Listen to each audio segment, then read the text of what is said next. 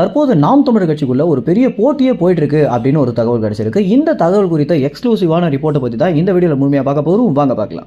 நாம் தமிழர் கட்சி வளருதா இல்லையா அப்படின்ற ஒரு பெரிய சந்தேகம் பார்த்தீங்கன்னா தமிழ்நாட்டு மக்களுக்கு ரொம்ப நாளாகவே இருந்துட்டு இருக்கு. ஏன்னா கட்சி ஆரம்பிச்சு இவ்வளவு காலம் ஆயிடுச்சு, இப்போ வரைக்கும் அவங்க ஏன் ஒரு கவுன்சிலர் சீட்டு கூட வாங்க முடியல அப்படின்னு நடுநிலையான மக்களுக்கு ஒரு பக்கம் சந்தேகம் இருக்கு. இன்னொரு பக்கம் அதையே வச்சு விமர்சிக்கக்கூடியவங்களும் இருந்துட்டு தான் இருக்காங்க.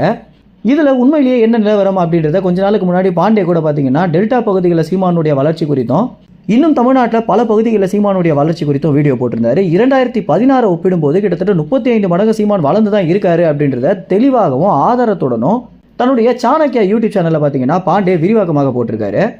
இப்படி நாம் தமிழர் கட்சி வளர ஒரு காரணத்தினாலேயே அதை எப்படியாச்சும் கழிச்சு கட்டணும் அப்படின்ற ஒரு காரணமோ, இன்னொரு பக்கம் நாம் தமிழர் கட்சிக்குள்ளேயே ஒரு சண்டையை மூட்டி விட்டுட்டோம் அப்படின்னா அடுத்தபடியாக அவங்க வளர்றதுல கவனம் செலுத்த முடியாது, கட்சிக்குள்ள இருக்கக்கூடிய பிரச்சனையை சரி செய்யறதுக்கே கவனம் செலுத்த வேண்டியதாக இருக்கும் அப்படின்ற ஒரு சூழ்ச்சியை பண்ணிட்டு வந்துட்டு இருக்காங்க திமுகவுடைய கைகூலிகள். குறிப்பாக சொல்லணும் அப்படின்னா காளியம்மாளை ஒரு துருப்பு சீட்டாகவே பயன்படுத்திட்டு வந்துட்டு இருக்காங்க. இந்த வகையில தற்போது நாம் தமிழர் கட்சிக்குள்ள ஒரு பெரிய போட்டியே போயிட்டு இருக்கு அப்படின்ற ஒரு வதந்தியை பாத்தீங்கன்னா கிளப்பி விட்டுருக்காங்க. இந்த வதந்தி அப்படின்றது சாதாரணமாக சொல்லிட்டா நல்லா இருக்காது அப்படின்ற ஒரு காரணத்தினால காளியம்மாள் துணைத் தலைவராக ஆசைப்படுறாங்க அப்படின்னு ரொம்ப காலங்களாகவே வீடியோ நம்ம பார்த்துட்டு தான் இருக்கோம்.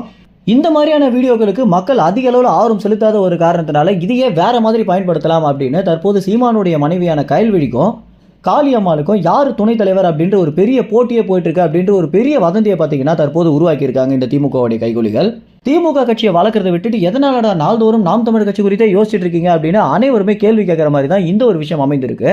ஆனா சராசரியான மக்கள் பாத்தீங்கன்னா இது உண்மையா நாம் தமிழர் கட்சிக்குள்ள இப்படி ஒரு போட்டி போயிட்டு இருக்கா அப்படின்ற ஒரு பெரிய சந்தேகத்துல தான் இருந்துட்டு இருக்காங்க.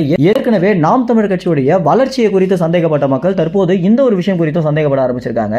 மக்களுக்கு நாம் தமிழர் கட்சி குறித்த போதிய செய்திகளை வெளியிடாததா இந்த குழப்பத்திற்கு ஒரு முக்கிய காரணமாகவே பார்க்கப்படுது. இந்த மாதிரி நாம் தமிழர் கட்சியை பிரிக்கணும் அப்படின்ற முயற்சியில் ஈடுபடக்கூடிய இந்த திமுகவுடைய கைகூலிகள் குறித்து என்ன நினைக்கிறீங்க அப்படின்னா, ஒருவேளை உண்மையிலேயே இந்த மாதிரியான போட்டிகள் வந்துச்சு அப்படின்னா நாம் தமிழர் கட்சியில எந்த மாதிரியான பாதிப்புகள் உண்டாகும் அப்படின்னு நீங்க நினைக்கிறீங்களோ அதை கமெண்ட்ஸ்ல தெரிவிங்க. நன்றி, வணக்கம்.